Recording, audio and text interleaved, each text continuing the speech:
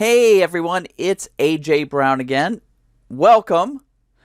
I got a lot of feedback about our session on what is an option. And the number one question asked was, why? Why should we do any sort of transacting with these derivative things called options? They seem so complicated. So we're going to go over that today, just in a brief session. But before I do that, let me ask you to do a couple of things. First of all, I know you're probably paying attention to us either on our podcast or in a YouTube video off of our YouTube channel, or maybe you have found this on a Facebook post in our Facebook channel that you are following, or maybe even on Instagram. Wherever you are, could you please take a moment and like this video and subscribe. Subscribe to the podcast. Subscribe to the YouTube channel. Go ahead and follow us on Facebook and on Instagram. And please click the notifications button. And if you have any sort of questions, of course, put them into comments. I read all my comments. This will make sure that our content gets in front of the most eyes. You'd be doing me a big favor. And at the same time, I want to do you a big favor and give you a lot of content. So let's explain why options. Now, let's think about anything that you have ever bought or sold. We typically like to buy things when we know the price is going to go up. And we typically like to sell things when we know the price is going to go down. So if you're doing any sort of transacting with, say, for instance, stocks or commodities or foreign exchange currencies, those are pretty much the only two transactions you can do. You can buy to open something, hoping the price goes up so that when you sell to close it, you make a profit. Or you could sell to open and then buy it back, buy to close it, if you think the price is going to go down. That's called going long and going short, respectively. Those are the only two things you can do. Now, with options, we also make money if the price can stay sideways. We also make money just as time passes by. And with options, we can also make money when there is fear in investors as well as confidence. So it turns out with buying and selling stocks, ETFs, indexes, commodities, foreign exchange currencies, we've got two strategies we can use. And if the pattern doesn't support it, then we just have to wait on our rusty dusties and be patient, and maybe the timing will come. Hopefully it's not in the middle of the night that you can do one of those two transactions.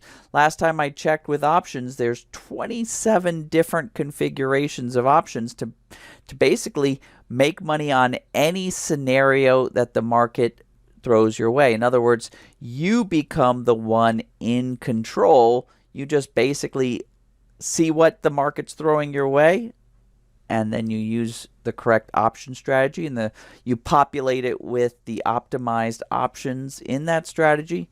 Go to town, and the timing becomes yours, the strategy becomes yours, and you use the correct tool for the situation. And you have 27 tools in your toolbox to choose from. That's why we use options. All these different mechanisms provide us profit. If we see two of the mechanisms, then we can optimize the perfect strategy to work for there. So with flexibility, yes, comes a little bit of complexity, but just like I once heard about the standard shift, the standard shift soon becomes automatic. I believe that was a commercial for Volkswagen back in the day when the only cars they offered had manual shift. And they said, tell your spouse that the standard shift soon becomes automatic. Well, the options, although they have complexity because there is 27 different variations, you just have to use them. And as you use them, you become familiar with them. And as you become familiar with them, they become second nature. So tell your friend, tell your spouse, tell your family member that options soon become automatic.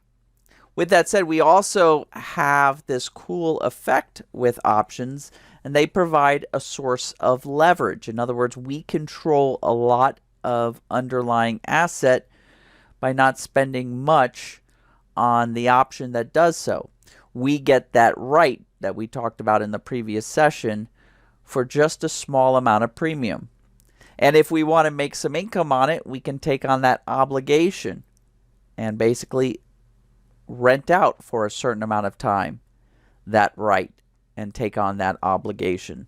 So options provide a source of leverage, which can both be beneficial and be dangerous. Because remember, if something big goes against us, it's the same as something big going for us. And so us being a little person, we need to be able to understand what this leverage is all about. So that's why options, there's so many benefits, and in my mind, being so friendly with options, I believe that there's no other way. It's just a no-brainer.